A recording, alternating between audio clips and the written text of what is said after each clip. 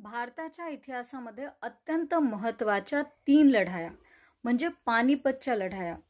सुरुवातीच्या 2 लढायांमध्ये मुघलांची सरशी झाली होती, परंतु पानिपतची तिसरी लढाई ही मराठ्यांसाठी अत्यंत महत्त्वाची आहे.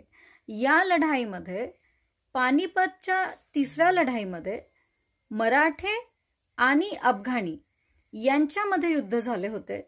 मराठ्यांमार्फत सदाशिवराव भाऊ, नानासाहेब पेशव्यांचे पुत्र विश्वासराव, शमशेर बहादूर, दत्ताजी शिंदे असे मोठे मोठे लढवय्ये आणि लाखो लोक लढले होते.